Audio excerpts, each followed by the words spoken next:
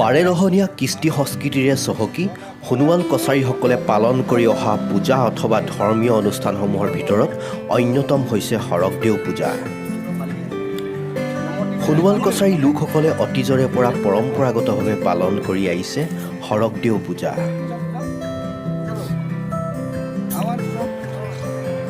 এই দৃশ্য ডিব্ৰুগড় জিলাৰ টিংখাঙৰ ১ নং চৰাইহাবি গাঁৱৰ। ১ নং চৰাইহাবি গাঁৱৰ উমেশ বৰাৰ বাসগৃহত পৰম্পৰাগতভাৱে পালন কৰিলে শৰকদেউ পূজা।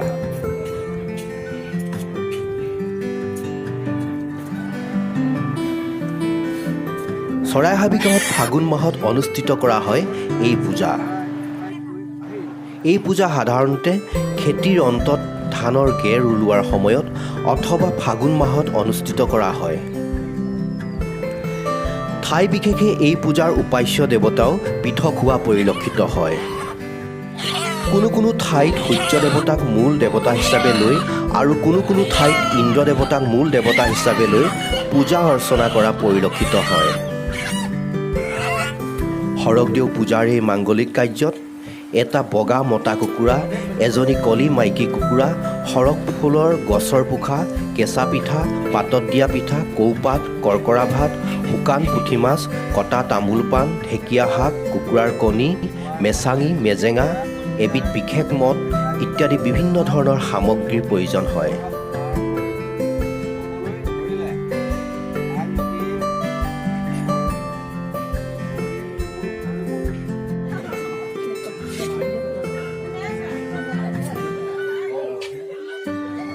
পৰম্পৰাগত নীতি নিয়মেৰে দেৱতাসকললৈ পূজা আগবঢ়োৱাৰ পিছত পূজাথলীৰ পৰা লখিমীক ঘৰলৈ লৈ অনা হয়।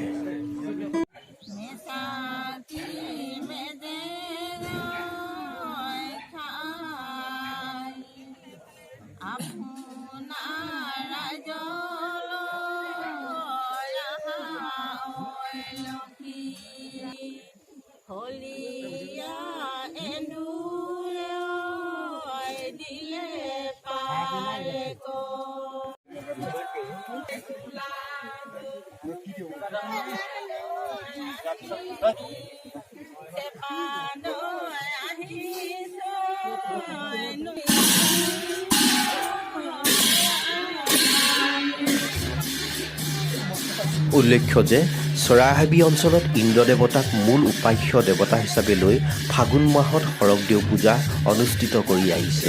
এই সকামটো আমি কি বুলি কয়,